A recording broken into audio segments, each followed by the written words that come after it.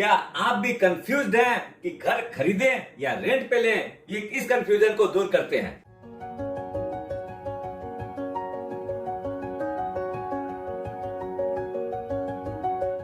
सुप्रभात दोस्तों, आप सभी का एसके हेल्थ एंड वेल्थ में स्वागत है। दोस्तों, अपने अक्सर YouTube और Facebook पे देखते हैं कि कैसे उन लोग अपने को इन्फ्लुएंस करते हैं कि अपने को अपना घर अपना लेना चाहिए या उसको रेंट पे रहना चाहिए। ये बहुत पुरानी डिबेट है कि अपने को इमोशनली, फाइनेंशियली और प्रैक्टिकली कौन सा डिसीजन अपने लिए सही है और क्या करना चाहिए। अब अपने एक एग्जांपल लेते हैं। समझ लीजिए अराउंड 1 करोड़ की एक प्रॉपर्टी है, उसका रेंट 25 से 30 हजार रुपया महीना है। आप देखेंगे जो रेंट है वो टेंटेटिवली 2.5 से 3% के अंदर अपने को मिल जाता है। रेसिडेंशियल रेंट की यही रेट है। अकॉर्डिंग टू लोकेशन थोड़ा सा वेरिएशन हो सकता है। ये तो हुआ रेंट की बात। अब आते हैं, अगर अपने उसी को अगर अपने खरीदते हैं तो जनरली 25 से 30% यानी 25 से 30 लाख रुपया अपने को डाउन पेमेंट करना पड़ता है और बैलेंस जो अमाउंट है अपने NBFC होते बैंक से लोन ले पाते हैं। आगे तो होम लोन की रेट समझ लीजिए 6.5-7% थी, जो कि अभी थोड़ी सी बढ़ी है, 8 से 9% हुई है। जनरली कोई भी आदमी मिडिल एज लेता है तो 20 वर्ष का टेन्योर समझ लीजिए तो अपने उसकी EMI लगभग 70,000 रुपया महीना पड़ती है। साथ में ओनरशिप फ्लैट के अंदर अपनी मेंटेनेंस भी लगती है, समझ लीजिए 1-1.5 लाख रुपया साल का वो भी लग जाता है। तो अब लॉजिकली देखने जाएं तो अपने को लगेगा अरे यार रेंट तो अपना 25-30 हजार रुपये महीना लगा और इधर EMI दो और ऊपर से जो खुद का इन्वेस्टमेंट था वो भी करना पड़ गया, वो अलग से। अब आते हैं इस EMI और रेंट का जो क्या डिफरेंशिएशन है उसको पूरा डिटेल समझेंगे। अब आपने आते हैं एक साइड में अपना रेंट लगा 25-30 हजार रुपया और EMI लग रही है अपनी 75 हजार रुपया, 70 हजार रुपया महीना। अब इसके अंदर जो है सामने में लॉजिकली तो यही लगेगा रेंट पे है, अपने बहुत सुखी हैं, क्या जरूरत है इतना EMI देने का और इतना बड़ा हेडेक सर पे पालने का। लेकिन दोस्तों अब अपने सोचते हैं दूसरे तरीके से। आज कोई आदमी बोलता है कि भैया 75 हजार रुपया हम 70 हजार रुपया EMI दें, उससे अच्छा 25-30 हजार रुपया रेंट दिए, जो बैलेंस अमाउंट है 40 हजार रुपया अगर म्यूचुअल फंड में SIP कर देते हैं तो 10 साल के अंदर अपना हो सकता है उतना बड़ा रुपया वही क्रिएट हो जाएगा और अपने वो जो रुपया क्रिएट हुआ उसे एक साथ में फ्लैट खरीद लेंगे। लेकिन अपने और भी कई कैलकुलेशन है उसको भूल जाते हैं। दोस्तों आप क्या सोचते हैं कि 10 साल के बाद में क्या वही रेंट बना रहेगा? कभी नहीं दोस्तों, रेंट यूजुअली 6-7-8% करके बढ़ता है, क्योंकि इन्फ्लेशन ही आपका 6-7% चलता है तो हर साल आपका रेंट बढ़ना ही है। तो आप देखेंगे 9-10 साल के बाद में वो रेंट बढ़ के 50 हजार रुपया हो गया और 20 साल के बाद में देखेंगे वो रेंट हो सकता है 1.25 लाख 1.5 लाख हो जाए। लेकिन EMI जनरली जो फिक्स रहती है बहुत ही कम वेरिएशन रहता है। कभी थोड़ा बहुत अगर RBI ने रेट बढ़ा दी तो थोड़ी बढ़ जाती है, कभी रेट कम करती है तो कम हो जाती है, मोर और लेस वो फिक्स ही रहती है। और पहले 5-7 साल में ये लगेगा कि अपने यार बहुत सही कर रहे हैं कि अपने को रेंट पे रहना चाहिए, लेकिन in due course of time वो समझ में आएगा कि कौन सा सही है।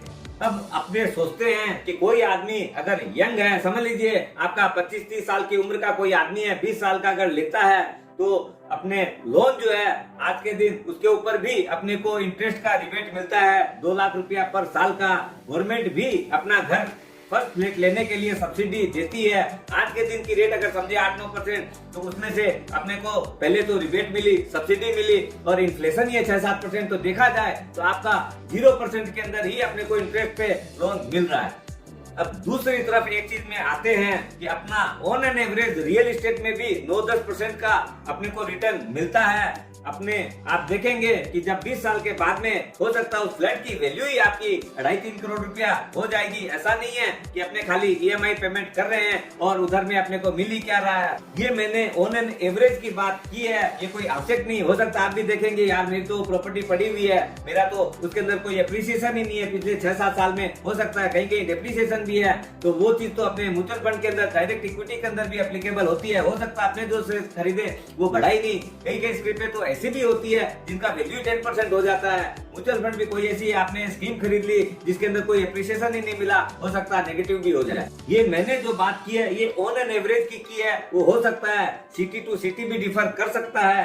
दोस्तों इसमें सबसे जो बड़ी चीज है आदमी क्या है जिसकी जो सैलरी है अब उसके हिसाब से ही लोन लेना चाहिए। समझ लीजिए कोई आदमी की जो सैलरी है उससे अगर आपका 15 से 20% तक का अगर ईएमआई होता है तब तक वो एकदम अफोर्डेबल है। अब कोई आदमी उसकी सैलरी तो 10 लाख रुपए साल की है, अगर वो 5 करोड़ का अगर लोन ले लेता है तो वो ओवर डेट में चला जाता है, तो एक हमेशा चिंता में भी रहेगा और एक बहुत बड़ी मुसीबत में भी आ सकता है। इसमें और एक बहुत बड़ी चीज होती है वो है एसेट एलोकेशन। दोस्तों हर आदमी का कभी भी एसेट, एक ही एसेट में कोई रुपया लगाना भी नहीं चाहिए। वो चाहे रियल एस्टेट हो, चाहे अपना इक्विटी हो, म्यूचुअल फंड हो, हमेशा एफडी हो, चाहे गोल्ड हो, सबके अंदर थोड़ा थोड़ा रुपया लगाना चाहिए। रियल एस्टेट अगर अपना एज 30-35 के आसपास है तो उसमें अगर अपने 30-40% अगर अपना पोर्टफोलियो का रखते हैं तो उसमें कोई बात नहीं है। और इक्विटी भी जो है बैलेंस आपका समझ लीजिए 40-45% उसके अंदर जा सकते हैं। बैलेंस रुपया जो है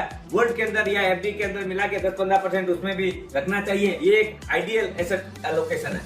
दोस्तों वीडियो तो अच्छा लगा है तो लाइक बनता है, और अभी तक चैनल सब्सक्राइब नहीं किए हैं तो सब्सक्राइब जरूर कर लीजिएगा। दोनों के साथ भी अपने फैमिली मेंबर, फ्रेंड के साथ में जरूर शेयर करिएगा, उसको भी इसका बेनिफिट दिलाइएगा। अपना अगर आपका कोई भी कमेंट हो तो कमेंट बॉक्स में बताइएगा। हम लोग आगे और भी कोई ऐसी जानकारी हो या आपको लगता है कि इसके ऊपर भी वीडियो हमको बनाना चाहिए तो कमेंट बॉक्स में कमेंट करके बताइए। रेंट में रहने के लिए जाते हैं तब आपने पुराने समय में 3 साल का एग्रीमेंट हुआ करता था और उसके अंदर क्लोज रहता था कि 10 से 15% का रेंट बढ़ेगा 3 साल के बाद में, लेकिन आजकल तो 11 महीने का ही कॉन्ट्रैक्ट होने लग गया। तो इससे क्या है कि अपने अगर कोई भी रेंट के ऊपर आदमी लेता है तो न तो उसके अंदर उस घर के अंदर कोई वो इंटीरियर करा सकता है, जो फर्नीचर खरीदता है वो भी मूवेबल खरीदने की कोशिश करता है जिससे कि यहाँ से वहाँ ले जाना पड़े, और हमेशा एक सर के ऊपर हेडेक रहता है। कब बाड़ी वाला, घर वाला बोल देगा कि घर खाली करना है, वो ऊपर से एक हेडेक बना रहता है। जब आपका अपना फ्लैट रहता है, आपकी अपनी छत रहती है तो एक बहुत बड़ी मेंटल पीस में आदमी रहता है, एक सोशल स्टेटस बनता है उस व्यक्ति का। अपने जिस नेबरहुड के साथ में रहते हैं उनके साथ अच्छी बॉन्डिंग होती है, रात बिरात कभी भी उनके साथ में अपने काम आ सकते हैं उन लोग। घर का भाड़े का अगर घर हो तो इधर उधर भटकते रहते हैं, कोई किसी से बॉन्डिंग नहीं बनती है। इसलिए दोस्तों सोशल मीडिया में जो लोग आपको इन्फ्लुएंस करना की कोशिश कर रहे हैं उस पर ध्यान मत दीजिएगा। अपनी चीज अल्टीमेट अपनी ही रहती है। स्वस्थ रहो, मस्त रहो और अपना घर बनाओ।